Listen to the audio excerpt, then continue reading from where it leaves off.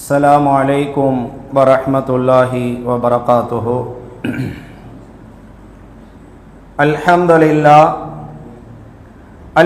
لله رب العالمين والعاقبة للمتقين والصلاة والسلام على سيدنا محمد وعلى آله وأصحابه أجمعين. أما بعد فقد قال الله تعالى في القرآن العظيم والفرقان المجيد بعد أعوذ بالله من الشيطان الرجيم بسم الله الرحمن الرحيم. من يشفع شفاعة حسنة يكن له نصيب منها ومن يشفع شفاعة سيئة يكن له كفل منها وكان الله على كل شيء مقيتا. صدق الله العلي العليم. قال رسول الله صلى الله عليه وسلم اللهم لا تسلط علينا من لا يرحمك من لا يخافك فيك يرحمك أو كما قال عليه الصلاة والسلام. صدق الله مولانا العظيم وصدق رسوله النبي الكريم ونحن على ذلك من الشاهدين والشاكرين والحمد لله رب العالمين. வணங்குவதற்கு தலையும் வாழ்த்துவதற்கு நாவும் வழிபடுவதற்கு உடலையும் கொடுத்த பேருபகாரி அல்லாஹ் சுப்ஹானஹு தஆலா ஒருவனுக்கே கோடான கோடி புகழனைத்தும் உரியட்டுமாக. ஆமீன். மக்கத்து ராஜா மதினத்து ரோஜா என் உயிருக்கு உயிரான உயிருக்கு மேலான முத்து முஹம்மது ஸல்லல்லாஹு அலைஹி வஸல்லம் அவர்களின் மீதும் அன்னவர்களுடைய வாழ்க்கையை தப்பாது தவறாது அடிபரலாமல் அப்படியே பின்பற்றி வாழ்ந்த அவர்களுடைய குடும்பத்தினர்கள், சஹாபா தோழர்கள், நாதாக்கள், ஷுஹதாக்கள், இமாம்கள் மற்றும் இங்கே கூடியிருக்கக்கூடிய நம் அனைவர்களின் மீதும் உலகத்தில் உண்டான ஆண் பெண்ணான முஸ்லிம்கள் குழந்தைகள் அத்தனை பேர்களின் மீதும் பேருபகாரியான அல்லாஹ் சுப்ஹானஹு தஆலாவுடைய அன்பும் அருளும் என்றென்றும் நிறைவாக பொழிந்து கொண்டே இருக்கட்டுமாக. ஆமீன். வாழும் காலமெல்லாம் ஈமானோடு வாழ்ந்து ஈமானோடு கலிமா சொல்லி மரணிக்கக்கூடிய நல்லதொரு வாய்ப்பை வல்லோன் அல்லாஹ் நம் அனைவர்களுக்கும் தந்தருள் புரிவானாக. யா அல்லாஹ், இன்னும் சில தினங்களிலே இந்த தமிழ்நாட்டினுடைய முதலமைச்சர் யார் என்பதை நிர்ணயம் செய்யக்கூடிய சட்டமன்ற தேர்தல் வர இருக்கிறது. அதிலே முழுக்க என்னுடைய கடமையாக இருக்கக்கூடிய ஜனநாயக கடமையை நாங்கள் அனைவர்களும் ஓட்டு போடுவதற்குண்டான வாய்ப்பை எங்கள் அனைவர்களுக்கும் தந்தருள் புரிவாயாக.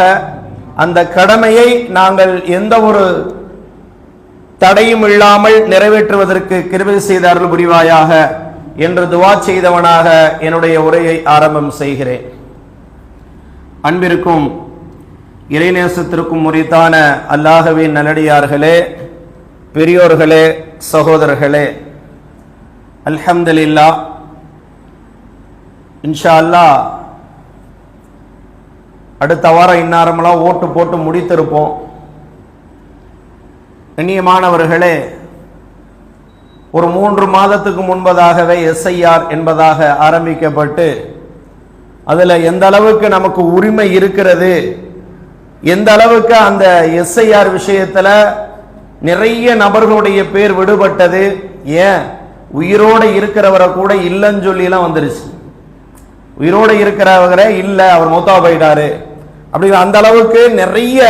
ஏன் இந்த விஷயத்துல நம்ம அவ்வளவு அந்த 3 மாசத்துக்கு முன்னாடி அந்த எஸ்ஐஆர் விஷயத்துல நம்ம அவ்வளவு ஒரு உற்று நோக்கி கவனித்த அந்த செயல்ல ஈடுபட்டோம் அப்படின்னா நம்மளுடைய குடி உரிமை, அந்த வாக்களிப்பது ஜனநாயக கடமை, அதை நிறைவேற்றணும் என்பதற்காக வேண்டும். கண்ணியமானவர்களே, வாக்கு என்பது ஓட்டு போடுறமை, இந்த வாக்குரிமை என்பது ஒரு சமுதாயத்தினுடைய மிகப்பெரிய சொத்து. நம்ம ஒரு ஆள் தானே, ஒரு ஓட்டு தானே அப்படின்னு நினைச்சிடக்கூடாது. ஒரு சமுதாயத்தினுடைய சொத்து ஒருவருடைய வாக்கு. எந்த அளவிற்கு என்று சொன்னால் மைனாரிட்டியாக ரொம்ப குறைந்தவர்களாக, குறைந்த சமுதாயமாக வாழ்பவர்களுக்கு இது மிகப்பெரிய ஒரு சொத்து இந்த வாக்குரிமை என்பது. அப்ப வாக்களிப்பது, ஓட்டு போடுவது என்பது நம்மளுடைய இஸ்லாத்துல பார்த்தோம் என்று சொன்னால் அது ஒரு வணக்கத்துல ஒரு வகை, அதுவும் ஒரு வணக்கத்துல சார்ந்ததுதான். எப்படி தொழுக, நோன்பு, ஜக்காத்து, இன்னும் பல வணக்கங்கள், தஹஜ்ஜுத் தொழுகிறோம், நஃபிலான தொழுகை தொழுகிறோம், எவ்வளவு வணக்கங்கள் செய்கிறோம். அதே மாதிரி தான் ஓட்டு போடுவது என்பதும், ஒருவரை நமக்கு தலைவராக தேர்ந்தெடுப்பது என்பதும் அது நம்மளுடைய மார்க்கத்தினுடைய ஒரு கடமை என்கின்ற வகையில் அது இருக்குகிறது. கண்ணியமானவர்களே, குர்ஆன் ஷரீஃபுக்கு தப்சீர் தரக்கூடிய ஒரு கிதாப் மஆரிஃபுல் குர்ஆன் அப்படின்னு சொல்லி ஒரு பெரிய ஒரு கிதாப், ரொம்ப பிரபலியமான ஒரு கிதாப்.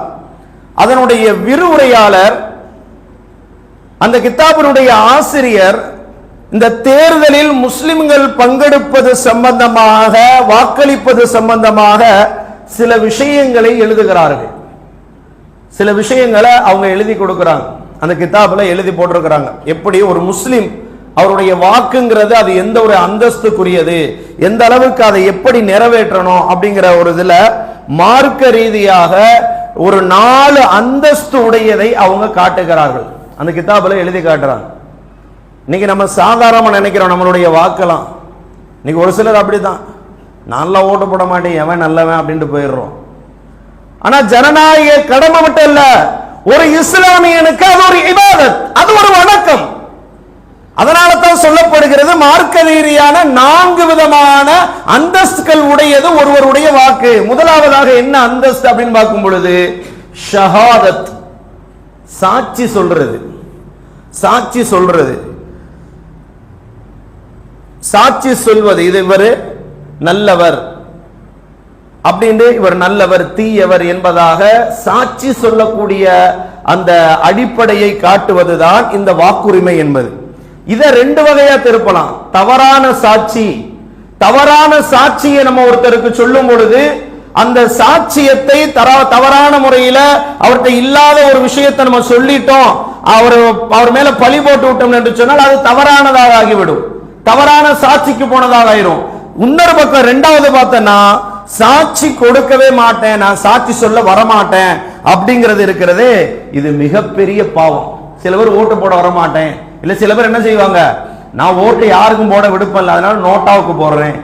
நோட்டாவுக்கெல்லாம் போடக்கூடாது, நம்ம ஒரு ஆளை தேர்ந்தெடுத்தாகணும், அதுதான் வணக்கத்துல சேரும். ஒரு ஆளை தேர்ந்தெடுத்தாகணும், நமக்குண்டான தலைவரை, நமக்குண்டான உரிமையை நம் சாட்சி சொல்லி ஆகணும்.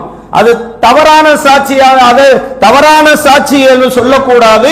அதே போல பார்த்தோம் என்று சொன்னால் சாட்சி கொடுக்க மாட்டேன் என்பதாகவும் சொல்லக்கூடாது. அத அல்லாஹ் சொல்றான் குர்ஆன் ஷரீஃப்ல, லா தக்துமு ஷஹாதா. அல்லாஹ் குர்ஆன்ல சொல்லி காட்டுறான். நம்மளுடைய சாட்சியத்தை பத்தி அல்லாஹ் சொல்லும் பொழுது நம்ம இவர்தான், இவர் நல்லவர், இவர் கெட்டவர் என்பதாக நாம் ஒருவருக்கு ஓட்டு போடுறோம் அல்லவா, அது நம்மளுடைய சாட்சியம், ஷஹாதத். அப்ப அந்த சாட்சியத்தை பத்தி அல்லாஹ் சொல்றான், லா தக்துமு ஷஹாதா, நீங்க சாட்சிய மறைக்காதீர்கள். ஓட்டு போடுறதை விட்டுறாதீங்க, ஓட்டு போடுறதை விட்டுறாதீங்க, நீங்க சாட்சியத்தை மறைக்காதீர்கள். அப்படி சாட்சி சொல்வதை மறைக்கக்கூடியவன் அவனுடைய உள்ளம் பாவம் செய்கிறது என்பதாக அல்லாஹ் சுப்ஹானஹு வ தஆலா குர்ஆன் ஷரீஃப்ல சொல்லி காட்டுறான். இன்னைக்கு நம்ம என்ன நினைக்கிறோம், நம்மளுடைய நினைப்பு என்ன தெரியுமா, இருக்கிற 4 வேட்பாளர்களும் உத்தம புத்திரர்கள் அல்ல, 4 வேட்பாளர்களும் உத்தம புத்திரர்கள் அல்ல. அப்படி இருந்தாலும் நம்ம ஒரு நல்லவரை, நமக்கு யார் நல்லவர்னு தோணுகிறதோ அந்த நல்லவரை தேர்ந்தெடுத்து ஒரு சாட்சி சொல்லணும். நான் யாருமே சரியில்லப்பா, நான் ஓட்டு போட வரமாட்டேன் அப்படிங்கிற அந்த வார்த்தை இஸ்லாத்துல கூடாது. ஒருவர் சாட்சியத்தை சொல்ல வேண்டும், சாட்சியம் கொடுக்க வேண்டும். லா தக்துமு ஷஹாதா, அல்லாஹ் தான் சொல்றான், உங்களுடைய சாட்சியத்தை நீங்கள் மறைக்காதீர்கள். உங்களுடைய சாட்சியத்தை அந்த வேட்பாளரை நீங்க தேர்ந்தெடுங்க, உங்களுக்கு அவர் உத்தம புத்திரராக கிடைக்க. இன்னைக்கு 4 பேர் நல்லவங்களா அப்படின்னு பார்த்தா நமக்கு எப்படி தெரியும்? நமக்கு எப்படி தெரியும்? நம்ம மனதில் எது நல்லது படுகிறதோ, யார் நல்லவர் என்பதாக படுகிறாரோ அவருக்கு நம்முடைய அந்த வாக்கை செலுத்த வேண்டும். அல்லாஹு தஆலாவிடம் சாட்சியம் மறைக்கிறது சொல்லப்படுகிறது. யார் ஒருவர் சாட்சியை மறைக்கிறாரோ அல்லாஹ் குர்ஆன்ல சொல்லி காட்டுகிறான், தன்னுடைய சாட்சியத்தை மறைக்கின்றவனை அல்லாஹ் அநியாயக்காரன் என்பதாக அல்லாஹ் சொல்றான் குர்ஆன்ல. யாரு தன்னுடைய சாட்சியத்தை ஓட்டு போடாம, அதாவது நான் வரமாட்டேன் இல்ல இந்த நோட்டாவுக்கு போடுறவங்க இவங்கெல்லாம் இருக்கிறார்களே, இவங்களை பத்தி சொல்லும் பொழுது அந்த சாட்சிய நல்ல சாட்சியம் ஒண்ணு கொடுக்கல அப்படின்னு சொன்னா, ஒருவருக்கு உண்டான அந்த விஷயத்தை கொடுக்கலன்னு சொன்னா அவர் அநியாயக்காரர் என்பதாக அல்லாஹ் குர்ஆன் ஷரீஃபிலே சொல்லி காட்டுகிறான். ஆக கண்ணியமானவர்களே, நம்ம ஒரு ஓட்டுனால் என்ன ஆக போகுது அப்படிங்கிற சிந்தனை எல்லாம் இன்னைக்கு இருக்கு. ஒரு ஓட்டுனால என்ன ஆக போகிறது அப்படிங்கிற சிந்தனை இருக்கு. ஆனா நிறைய முடிவுகள் அந்த ஒரு ஓட்டுல தான் மாறி இருக்கு. ஒரே ஒரு ஓட்டின் காரணமாகத்தான் நிறைய முடிவு. ஏன் குறிப்பாக இந்த இந்திய திருநாட்டிலே பாராளுமன்றத்திலே ஒரு தேர்தல் நடந்தது. அந்த தேர்தலிலே ஒரே ஒரு ஓட்டிலே அப்படியே ஆட்சி மாற்றம் ஏற்பட்டது. மிகப்பெரிய ஒரு மாற்றம் ஏற்பட்டது. எதனின் காரணமாக? அந்த ஒரே ஒரு வாக்கின் காரணமாகத்தான், ஓட்டின் காரணமாகத்தான். அதனால நம்மளுடைய என்ன செய்யணும்? நம்மளுடைய அந்த சாட்சியத்தை, அந்த மிக அந்தஸ்துக்குரியது அந்த சாட்சியம், அந்த சாட்சியத்தை நாம் ஷஹாதத்தை நாம் ஒருவருக்கு செலுத்தியாக வேண்டும். இது ஒரு மார்க்கம் சொல்லித் தரக்கூடிய முதல் அந்தஸ்து. அடுத்த அந்தஸ்து என்ன அப்படின்னா, இரண்டாவது அந்தஸ்தாக மார்க்கம் சொல்லுகிறது ஷஃபாஅத். ஷஃபாஅத் அப்படின்னா பரிந்துரை, சிபாரிசு செய்கிறது. சிபாரிசு செய்வதற்கு சமம் ஷஃபாஅத். அப்ப இந்த ஓட்டு போடுவதை பத்தி அல்லாஹ் குர்ஆன்ல சொல்லி காட்டுகின்றான். சூரத்து நிசாவுல 85வது வசனத்துல அல்லாஹ் சொல்லி காட்டுகின்றான், மை யஷ்ஃபஅ ஷஃபாஅத்தன் ஹஸனத்தை யகுல்லஹு நஸீபும் மின்ஹா. அல்லாஹ் குர்ஆன்ல சொல்லி காட்டுகின்றான், யாராவது ஒரு நல்ல சிபாரிசு ஒருவருக்கு செய்துவிட்டால் அந்த சிபாரிசு செய்தவருக்கு யகுல்லஹு நஸீபும் மின்ஹா, அதற்கு பிறகு கிடைக்கக்கூடிய நன்மையிலும் பங்கு உண்டு. நம்ம ஒருத்தருக்கு சிபாரிசு செஞ்சாகணும், அவர் நல்லவரோ கெட்டவரோ சிபாரிசு செஞ்சாகணும், ஷஃபாஅத் செஞ்சாகணும், பரிந்துரை செஞ்சாகணும். அப்ப அந்த பரிந்துரை என்பது அவர் நல்லவராக அமைந்து விட்டார் என்று சொன்னால், அந்த நல்லவருக்கு சிபாரிசு செய்ததின் காரணமாக அவர் செய்யக்கூடிய நல்லவற்றிலிருந்து ஒரு நல்ல பங்கு நமக்கும் உண்டு. அதே அல்லாஹ் அடுத்து சொல்றான் அதே வசனத்துல, வமை யஷ்ஃபஅ ஷஃபாஅத்தன் ஹஸனத் வமை யஷ்ஃபஅ ஷஃபாஅத்தன் ஸய்யிஅத்தை யகுல்லஹு கிஃபுலும் மின்ஹா. அல்லாஹ் சொல்றான் யகுல்லஹு கிஃபுலும் மின்ஹா. அல்லாஹ் சொல்லுகின்றான், அவர் ஒருத்தர் ஒரு தீமையை செய்கிறார் அப்படின்னு சொன்னா அந்த தீமையிலும் ஒருத்தருக்கு பங்கு உண்டு, தீமையிலும் பங்கு உண்டு. அந்த பங்குக்கு உண்டான அந்த தீமையை அவர் மேல எழுதப்படும் அப்படின்னு. இப்ப இந்த ஆயத்துல நமக்கு என்ன சொல்ல வருதுன்னா, ஷஃபாத் ஒருத்தர் மேல் கட்டாயம் செஞ்சே ஆகணும், பரிந்துரை செஞ்சே ஆகணும். அது நம்ம ஜனநாயக கடமை மட்டுமல்ல, நம்மளுடைய மார்க்கத்தினுடைய இபாதத், மார்க்கத்தினுடைய கடமை அதுதான். அதை மார்க்கம் செய்ய சொல்லுகிறது. அதே போல பார்த்தோம் என்று சொன்னால், மூன்றாவதாக இந்த மார்க்கத்தில் அந்த ஓட்டு போடுவதற்கு உண்டான அந்த அந்தஸ்தை பற்றி சொல்லும் பொழுது, வக்கீல் பொறுப்பேற்கிறேன். அதாவது இன்னைக்கு ஒரு திருமணம் நடக்குது. திருமணம் நடக்கும்போது அந்த பெண்ணுக்கு வக்கீலாக யார் இருக்கிறார்? தன்னுடைய அந்த பெண்ணுடைய தந்தை இருப்பார். அந்த தந்தை தான் பொறுப்புல, நான் வக்கீலாக இருந்து என்னுடைய மகளை இந்த 2 பேர் சாட்சியத்தோடு நான் திருமணம் முடித்து கொடுக்கிறேன் உங்களுக்கு, அந்த மாப்பிள்ளையை பார்த்து கேட்கிறார். அப்ப அந்த வக்கீலா இருக்கிறவர் நல்லதா தேர்ந்தெடுத்தா இருப்பாரா இல்லையா? நல்ல விஷயத்தை தேர்ந்தெடுப்பாரா இல்லையா? அப்படி நம்மளும் ஒரு வக்கீல் என்கின்ற பொறுப்பு உடையவர்கள் வாக்காளர்கள். இந்த ஜனநாயக கடமையை நிறைவேற்றக்கூடிய இந்த நாம் இருக்குகின்றோமே, வாக்காளர்களாக ஓட்டு போடக்கூடிய மக்களாக நாம் இருக்குகின்றோமே, நாம் ஒரு வக்கீலாக இருக்கிறோம். ஒரு பொறுப்புதாரியை நம்ம பொறுப்பேற்று அந்த பொறுப்பை இவர் வந்தால் சரியாக இருக்கும் என்கின்ற அந்த நிலைப்பாட்டை அவர் மீது நாம் பொறுப்பு சுமத்தி நாம் ஒருவரை தேர்ந்தெடுக்க வேண்டும். இதுவும் ஒரு பொறுப்பாக இருக்கிறது என்பதாக மார்க்கம் சொல்லிக் கொடுக்கிறது. வக்கீல் என்பவர் நல்லவரை தேர்ந்தெடுக்க வேண்டும். அப்ப அந்த வக்கீலுங்கிற அந்த அந்தஸ்துக்கும் நாம் வந்து விடுகிறோம். ஒன்னு ஷஹாதத்து, ரெண்டாவது ஷஃபாஅத்து, மூணாவது வக்கீல், நாலாவது என்ன அந்தஸ்துன்னு சொன்னா அமானத்து. ஒரு அமானிதத்தை நல்லவரிடத்துல கொடுக்கணும், நல்லவரிடத்துல கொடுக்கணும்.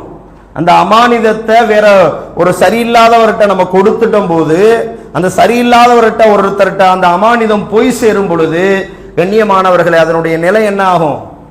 அதனுடைய நிலை நமக்கு அது பங்கு வந்துருதா இல்ல? என்ன பங்கு வந்துருது? தீமை செய்த பங்காகிறது. அப்ப அமானிதத்தை நல்ல முறையில் நிறைவேற்றணும். அதனாலதான் அல்லாஹ் குர்ஆன் ஷரீஃப்ல சொல்லி காட்டுகின்றான், இன்னல்லாஹு யஅமுருக்கும் அன் துஅத்தில் அமானாத்தி இலா அஹ்லிஹா. அல்லாஹ் அமானிதத்தை உரியவர்களிடம் ஒப்படைக்க உத்தரவிடுகிறான். அப்ப ஒரு வேட்பாளர் என்பவர், ஒரு வேட்பாளர் 4 பேர் இருக்கிறாங்கன்னு சொன்னா, அந்த வேட்பாளர்கிட்ட நம்மளுடைய அமானிதமாக இருக்கக்கூடிய அந்த ஒரு ஓட்டு ஒரு அமானிதம். அதை நம்ம என்ன செய்கிறோம்? அதை நிறைவேற்றி நம்ம இவருக்குன்னு ஒருத்தரை தேர்ந்தெடுத்து கொடுக்கும் பொழுது அந்த அமானிதத்தை உரியவரிடத்துல கொடுக்கணும், நல்ல முறையில கொடுக்கணும். அந்த கொடுக்கக்கூடிய விஷயம் இருக்கிறது, அது ஒரு மிகப்பெரிய அந்தஸ்துக்குரியதாக இருக்கிறது. இது அமானிதம். அதாவது ஒருத்தருக்கு எந்த அளவுக்கு அமானிதம் வந்துன்னா, 18 வயது ஆயிருச்சுனாவே, 18 வயது அவர் அடைஞ்சிட்டாரு அப்படின்னாவே அந்த ஓட்டு போடுங்கிற அந்த உரிமை அமானிதமாக அவற்றை கொடுக்கப்படுகிறது. அப்பதான் அந்த அமானிதத்தை அதை நம்ம நல்லவர்களிடத்துல, நல்ல ஆள்களிடத்துல நம்ம ஒப்படைக்கணும். நமக்கு என்ன அப்படின்னு சொல்லி இருந்து விடக்கூடாது, நமக்கு என்ன என்பதாக இருந்து விடக்கூடாது. கண்ணியமானவர்களே, ஒருத்தரை நல்லவரை தேர்ந்தெடுக்கிறோம் அப்படிங்கிறத விட ஓட்டு போடுறோமே, நல்லா கவனிங்க, ஓட்டு போடுறோம், அந்த ஓட்டு போட்டு ஒருத்தரை நல்லவரை தேர்ந்தெடுக்கிறோம் அப்படிங்கிறத விட தவறான சக்திகளுக்கு எதிராக வாக்களிக்கிறோம், வாக்களிக்க வேண்டும் என்கின்ற எண்ணம் நம்ம இடத்துல வேண்டும். தவறான சக்தி, தீய சக்தி ஒரு மக்களுக்கு எதிராக இருக்கக்கூடியவர்கள் வந்துவிடக் கூடாது என்கின்ற அந்த விஷயத்திலே நாம் பேணுதலாக நடந்து கொள்ள வேண்டும்.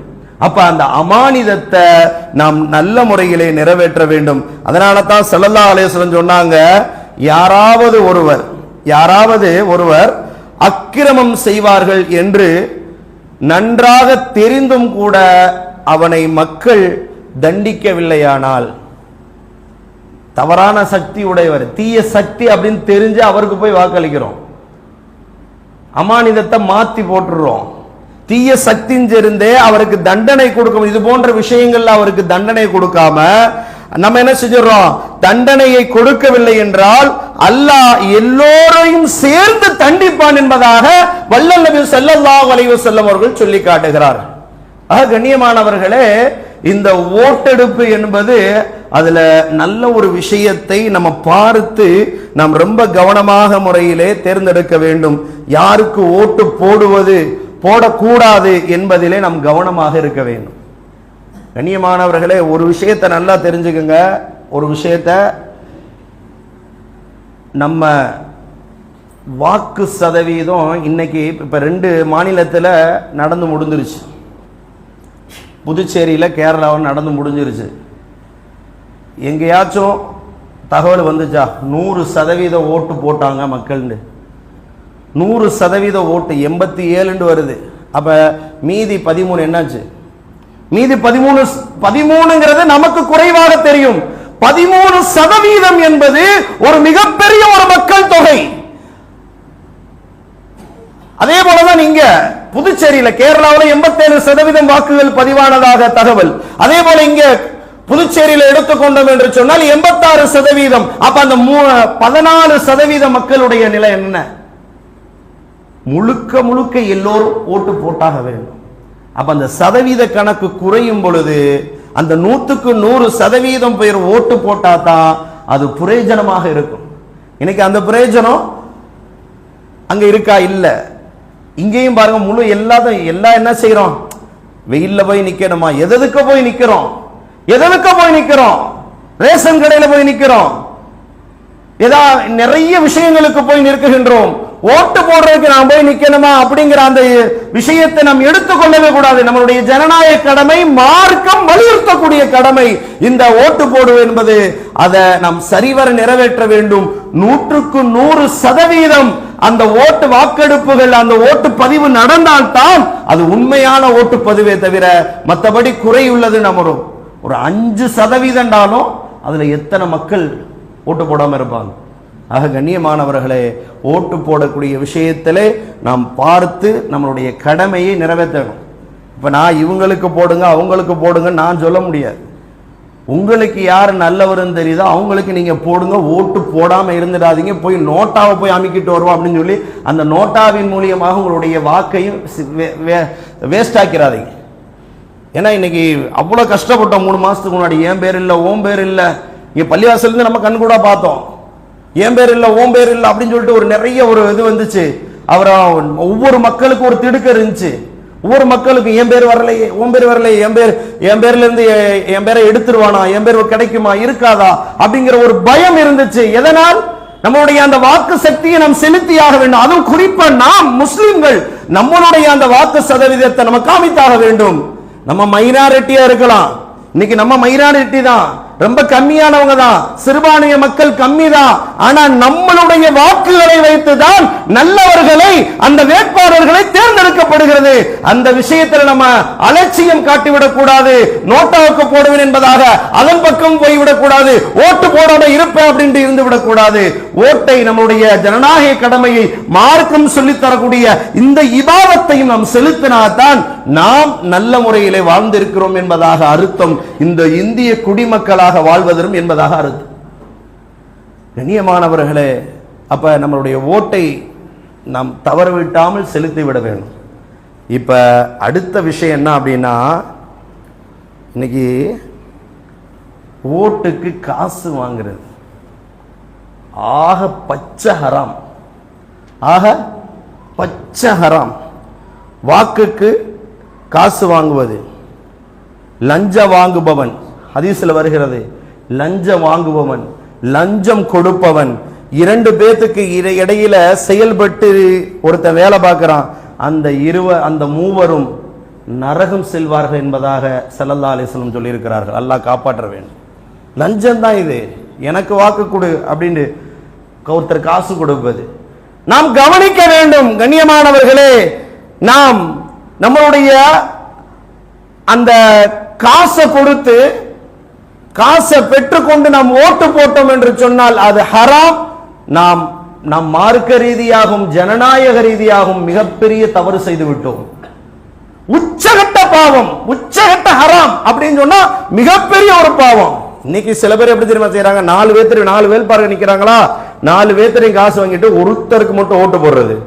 அது ரொம்ப ஆக பாவத்திலேயும் பாவம், கொடூரமான பாவம். கண்ணியமானவர்களே, இந்த வேலையை யாரும் செய்யக்கூடாது. எந்த அளவிற்கு என்று சொன்னால் நம்ம கொந்தளிக்கணுங்க. காசு கொடுத்து, இந்தாங்க உங்க வீட்டில் எத்தனை பேரா ஓட்டு போட்டுருங்க அப்படின்னு சொல்லி காசு கொடுக்கும் பொழுது என் உரிமை, என் கடமை, என்னுடைய வாக்கை நான் நிறைவேற்றுவதற்கு நீ காசு கொடுப்பதா என்பதாக கோபப்பட்டு கொந்தளிக்க வேண்டும். இன்னைக்கு அசால்ட்டா வாங்கிடுறோம். ஏங்க அந்த 1000 ரூபாய் தருவாங்க, இல்ல மிஞ்சி போனா 2000 ரூபாய் தருவாங்க. அதை வச்சு என்ன நம்ம அம்பானி ஆயிடுவோமா, பில்கேட்ஸ் ஆயிடுவோமா? அதனால அல்லாஹ் நமக்கு எங்கிட்டாச்சும் ஒரு வழியில கொடுத்துட மாட்டான். அப்படி யோசிக்கணும். கண்ணியமானவர்களே, நபி சுலைமான் அலைஹிஸ்ஸலாத்து வஸ்ஸலாம் மிகப்பெரிய ஒரு ஆட்சி அதிகாரம் செய்து கொண்டிருக்கிறார்கள்.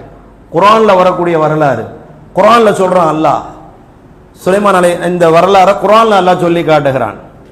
நபி சுலைமான் அலைஹிஸ்ஸலாத்து வஸ்ஸலாம் அவர்கள் ஆட்சி அதிகாரத்தில் இருக்கிறாங்க. பக்கத்து நாடு சஃபா அப்படிங்கிற ஒரு நாடு. அந்த நாட்டை பல்கிஸ் அம்மையார் என்பதாக ஒரு பெண்மணி ஆண்டு கொண்டிருக்கிறார்கள். பிற்காலத்தில் அவங்க 2 பேரும் தம்பதியினர்களாக ஆனார்கள், கணவன் மனையானாங்க, அது வேற விஷயம். இப்ப அந்த சஃபா நாட்டினுடைய அரசி பல்கிஸ் அம்மையார் என்ன செய்யறாங்க? சுலைமான் அலைஹிஸ்ஸலாத்து வஸ்ஸலாம் அவங்களுக்கு காசை கொடுத்து அவர் மூலியமா நிறைய காரியங்களை நம்ம சாதித்துக் கொள்வோம் என்பதாக ஒரு முடிவெடுத்து, இப்ப நபி சுலைமான் அலைஹிஸ்ஸலாத்து வஸ்ஸலாம் அவங்களுக்கு ஒரு பைய நிறைய தங்க காசுகளை, ஒரு சாக்கு நிறைய தங்க காசுகளை குமிச்சு அதை தன்னுடைய பணியாளர்கிட்ட கொடுத்து அனுப்புறாங்க. எப்படி சொல்லி கொடுத்து அனுப்புறாங்க? எங்களுடைய சஃபா நாட்டினுடைய அரசி பல்கிஸ் அம்மையார் உங்களுக்கு அன்பளிப்பாக உங்களுக்கு அன்பளிப்பாக இந்த தொகையை, இந்த தங்க காசுகளை கொடுத்து வர சொன்னாங்க அப்படின்னு நீங்க போய் சொல்லுங்க, சொல்லிட்டு கொடுத்துட்டு வாங்க அப்படின்னு சொல்லி அனுப்புறாங்க. அதே போல அந்த பணியாளர் அந்த தங்க காசுகளை எடுத்து கொண்டு போய் நபி சுலைமான் அலைஹிஸ்ஸலாத்து வஸ்ஸலாம் அவரிடத்துல போய் கொடுக்கிறது இதை அல்லாஹ் குர்ஆன்ல சொல்லி காட்டுகின்றான். நபி சுலைமான் அலைஹிஸ்ஸலாத்து வஸ்ஸலாம் அவர்கள் அப்படியே கொந்தளித்தார்களாம்.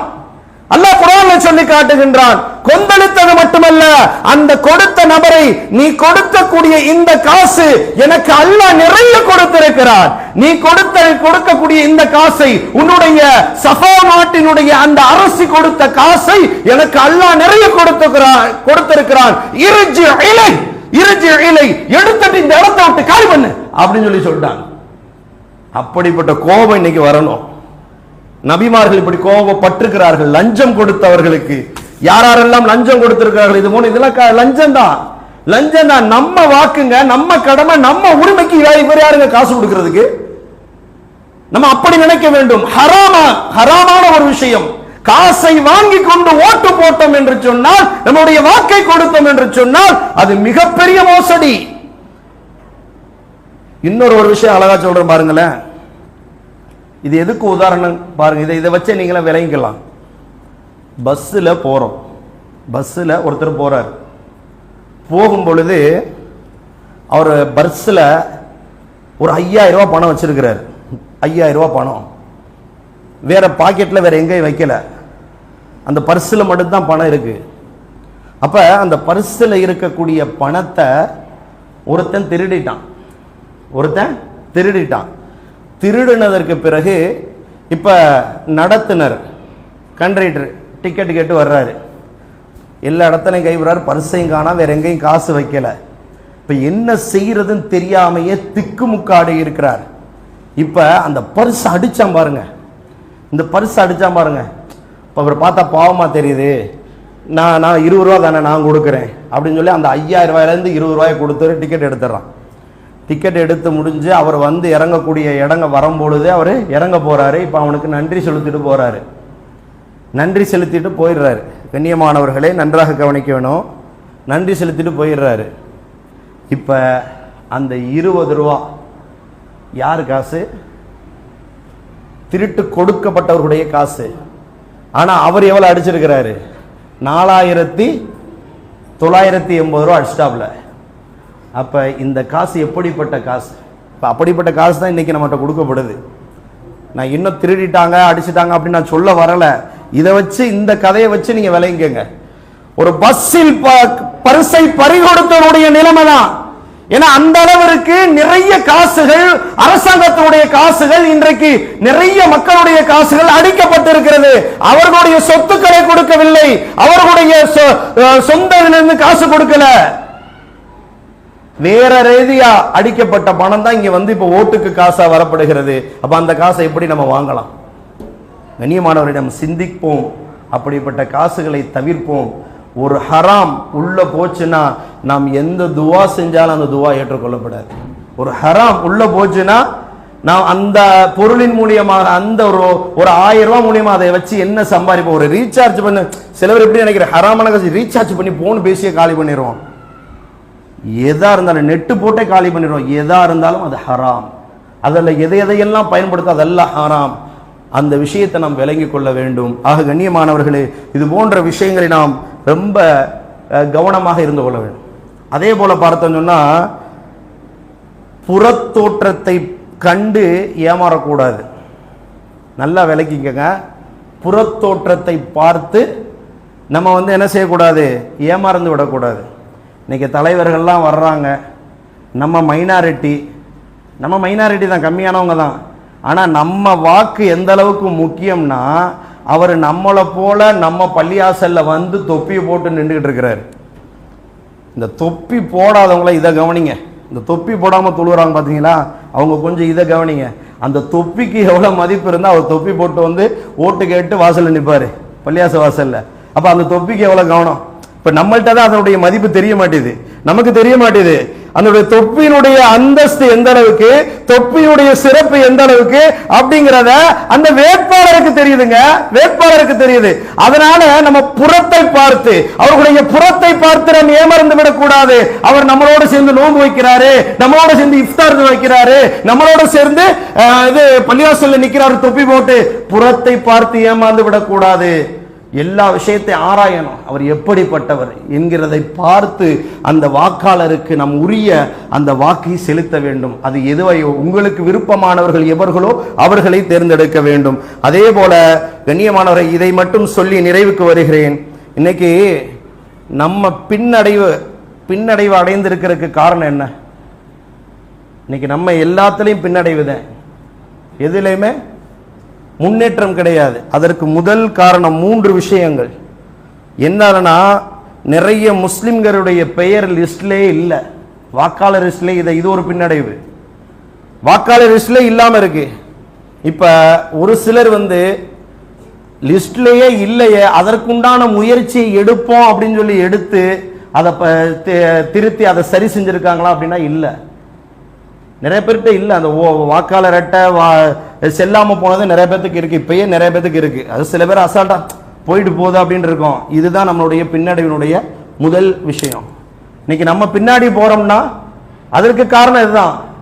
நம்மளுடைய அந்த வாக்காளர் அட்டையை அதை நம்ம சரியான முறையில் திருத்தி வச்சிருக்கோமா அப்படின்னு பார்த்தா திருத்தி வைக்கல, அதை சரி செய்ய வேண்டும். இதுவும் ஒரு காரணம். இரண்டாவது, ஓட்டு போடாமல் இருப்பது. நான் ஆரம்பத்திலே சொன்னேன், யாருன்னே நல்லவன் இல்லை, நான் யாருக்கு போய் ஓட்டு போடுறேன் அப்படின்னு அந்த மாதிரி இருந்து விடவே கூடாது. இது ஒரு விஷயம். இரண்டாவது விஷயம், நம்ம பின்னடைவுக்கு ஓட்டு போடாமையே போய் யாரு போய் வெயிலில் நிற்பா, யார் போய் வரிசையில் நிற்கிறது, கியூவில் நிற்கிறது அப்படின்னு சொல்லி அந்த மாதிரி சிந்திக்கிறது, அந்த சிந்தனை இருக்கக்கூடாது. இந்த விஷயத்தில் ரேஷன் கடை ஜாமாமா வாங்காமல் இருக்கிறோமா, 2 மாதம் வாங்காட்டி 3ஆவது மாதம் கிடைக்காது. இப்போ 5 வருஷத்துக்கு ஒரு ஆளை தேர்ந்தெடுக்கணும். அந்த ஒரு ஓட்டு தான், அந்த ஒரு ஓட்டு எப்படிப்பட்ட விஷயத்தை மாற்றும். நம்ம சாட்ட அமைதியாக இருந்துட்டோம்னா, ஓட்டு போடாமல், வாக்காளர் அட்டை எல்லாம் இருக்கு, எல்லாம் கரண்ட்ல இருக்கு, ஆனால் ஓட்டு போடாமல் இருந்தாருன்னா இது மிகப்பெரிய, இதனாலும் ஒரு பின்னடைவு. இன்னொரு பின்னடைவு என்னவென்று சொன்னால், முஸ்லிம்கள் பலர்களை பார்த்தோன்னு சொன்னா பிரிந்து இருக்கிறோம். முஸ்லிம்கள் பல கூறாக பிரிந்து இருக்கிறோம். இந்த ஒற்றுமையா இருந்துட்டோம் சொன்னா அந்த சக்தி யாராலும் பிரிக்க முடியாது. அல்லாஹ் குர்ஆன்ல சொல்றான், வலா தனாஸகு ஃபதஃப்ஷலு. அல்லாஹ் குர்ஆன்ல சொல்லி காட்டுகின்றான், நீங்கள் உங்களுக்கிடையே சண்டையிட வேண்டாம், உங்களுடைய பிரிந்து விட வேண்டாம், உங்களுடைய சக்தி குறைஞ்சிரும் அல்லாஹ்வே சொல்றான். இப்ப நம்ம பின்னடைவுக்கு என்ன காரணம்? நம்மகிட்ட ஒற்றுமை இல்லை. இப்ப நான் இந்த கட்சிக்காரன் அந்த கட்சிக்காரன் அப்படின்னு சொல்ற விட, நான் ஒரு முஸ்லீம், எங்களுக்கு யார் ஏற்றவர்கள் என்பதை பார்த்து தேர்ந்தெடுக்க வேண்டும். அந்த மாதிரி ஒரு நிலைமை இன்னைக்கு நம்மகிட்ட இல்ல. அதனாலதான் அல்லாஹ் சொல்றான், உங்களுடைய வலிமை குறைந்து விடுகிறது. நீங்க ஒற்றுமை இல்லாதனால உங்களுக்கு பின்னடைவுக்கு காரணம் என்னன்னா, உங்களுடைய வலிமை குறைந்து விடுகிறது என்பதாக சொல்லப்படுகிறது. ஆக கண்ணியமானவர்களே, நம்ம இந்த விஷயத்துல ரொம்ப கவனமா இருக்கணும். சமூக வலைத்தளங்கள்ல ஒரு செய்தி வந்தது, ஒரு கதை தான். இப்ப தேர்தல் நேரம் அப்படிங்கறனால இதை சொன்னா உங்களுக்கெல்லாம் விளங்கும் அப்படிங்கிற நோக்கத்தில் சொல்றேன். இது சொல்லணும் அவசியம் இல்லை, இதை சொன்னா ஒரு சில விஷயங்கள் புரியும் அப்படிங்கிறக்காண்டி சொல்றேன். கண்ணியமானவர்களே, ஒரு ஹாஸ்டல்ல மாணவர்கள் படிக்கக்கூடிய ஒரு ஹாஸ்டல்ல தங்கி படிக்கக்கூடிய ஹாஸ்டல்ல வெறும் உப்புமாவா போடுறாங்க. வெறும் உப்புமா ஒரு வலைத்தளத்தில் வந்தது, ஆன்லைனில் வந்த செய்தி, ஒரு கதை. அப்போ உப்புமாவா போடும் பொழுது டீனுக்கு, அந்த காலேஜினுடைய முதல்வருக்கு என்ன செய்கிறது, ஒரு உப்புமாவா போடுறாங்க அப்படின்னு சொல்லி கம்ப்ளைண்ட் போகுது. இந்த கம்ப்ளைண்ட் போனோடனே இப்போ அவர் கேட்குறாரு, அவர் மாணவர்கள்ட்ட எல்லாத்தையும் நிப்பாட்டி, 100 மாணவர்கள் இருக்கிறாங்க அந்த ஹாஸ்டலில், எல்லாத்தையும் கேட்குறாரு, உப்மாவை விரும்புபவர்கள் எத்தனை பேர்? ஒரு 20 பேர் கை தூக்குறாங்க. 100 பேர்த்துல 20 பேர் உப்மாவை விரும்புறாங்க, கை தூக்கிடுறாங்க. சரி, யாராருக்கு விருப்பம் இல்லை? 80 பேர். 80 பேர்த்துக்கு உப்மா போடுறது விரும்பம் இல்லை. இப்போ அந்த 80 பேர்த்திட்டையும் அந்த டீன் என்ன செய்கிறாரு, கேட்குறாரு. என்ன கேட்குறாரு? இப்போ என்ன நாஸ்டா போடலாம், என்ன உணவு போடலாம்? ஒரு 10 பேர் சொல்லுது இட்லி போடலாம், ஒரு 10 பேர் சொல்லுது தோசை போடலாம், இன்னொரு 10 பேர் பொங்கல் போடலாம், இன்னொரு 10 பேர் பூரி போடலாம். இப்படி 10 பேர் தனித்தனியாக சொல்கிறாங்க. இப்ப 10 பேரா பிரிஞ்சுட்டாங்க. ஒவ்வொருத்தரும் ஒவ்வொரு உணவு சொன்னாங்க. யாருமே ஒட்டுமொத்தமா இதே போடலாம் அப்படின்னு சொல்லல. ஆனா உப்மா போட சொல்லி அந்த 20 பேர் தான் சொன்னாங்க. இப்ப அங்கதான் மெஜாரிட்டி அதிகமாயிருது. இப்ப இந்த 10 பேரா பிரியும் போது இப்ப இன்னைக்கு நம்மளுடைய நிலைமை அதுதான். இன்னைக்கு ஒருத்தருக்கு இந்த தலைவரை பிடிக்குது, அந்த தலைவரை பிடிக்குது, அப்படியே அந்த 10 பேரை நம்ம பிரிஞ்சிடறோம். நம்ம ஓட்டு ஒண்ணு இல்லாம போயிருது, ஒற்றுமை இல்லாம போகிறது. அந்த உப்மாவே நிரந்தரமாகிறது. அந்த மாதிரி தான் இந்த நிலைமை இன்னைக்கு. உப்மாவுடைய நிலைமை தான் இன்னைக்கு. கண்ணியமானவர்களே, அப்ப நம்மளுடைய வாக்கு என்பது நமக்கு பிடித்த தலைவர்கள், கட்சி, கொள்கைனா அது வேற விஷயம். நம்ம ஒரு முஸ்லீம். இப்ப நம்ம ஒற்றுமையா இருந்து நல்லவர்களை தேர்ந்தெடுக்கணும். இப்ப நம்ம இந்த மாதிரி சமயத்துல தான் நம்ம ஒற்றுமையா சேரணும். இப்படி நம்ம ஒற்றுமையா சேர்ந்து ஒருத்தரை தேர்ந்தெடுத்தா தான் நம்மளுடைய அந்த ஓட்டு பலமானதாக, ரொம்பவும் உயர்வானதாக இருக்கும். அதனால தான் நம்மளுடைய ஓட்டு எந்த அளவுக்கு முக்கியம் என்பது அந்த வேட்பாளருக்கு தெரியறனாலதான் இன்னைக்கு நம்மளை தேடி வர்றாங்க. ஜெயிச்சுட்டாங்கன்னா அது வேற விஷயம், தேடி வருவாங்க. அதுக்கப்புறம் நம்மளை தேடி போனாலும் அவங்கள பிடிக்க முடியாது, அது வேற விஷயம். ஆக கண்ணியமானவர்களே, ஓட்டு போடுவது என்பது நம்மளுடைய ஜனநாயக கடமை மட்டுமல்ல, நம்மளுடைய மார்க்கத்திலே அது ஒரு இபாதத். எந்த நேரத்திலும் அதை அசால்ட்டா விட்டுறாம நாம் அந்த தேதி அன்னைக்கு போய் காலையிலேயே அதிகாலையிலே சென்று நம்மளுடைய வாக்கை செலுத்துவோம். நமக்கு யார் ஏற்றவர்களோ, நமக்கு யாரை பிரியப்படுகிறோமோ அந்த நம்ம பிரியமானவர்களை நாம் அவர்களுக்கு சாட்சியம் கொடுத்து, பரிந்துரை கொடுத்து அவர்களை தேர்ந்தெடுப்போம். அல்லாஹ் நல்ல தலைவர்களை, நல்ல சிறுபான்மை மக்களுக்கு ஏற்ற தலைவர்களை இந்த நாட்டிலே தலைவர்களாக, முதலமைச்சராக அமர்வதற்கு அல்லாஹ் சுப்ஹானஹு வ தஆலா கிருபை செய்து அருள் புரிவானாக. வாஹிர் தவா அல்ஹம்துலில்லாஹி ரப்பில் ஆலமீன். அஸ்ஸலாமு அலைக்கும் வரஹ்மத்துல்லாஹி வபரகாத்துஹு.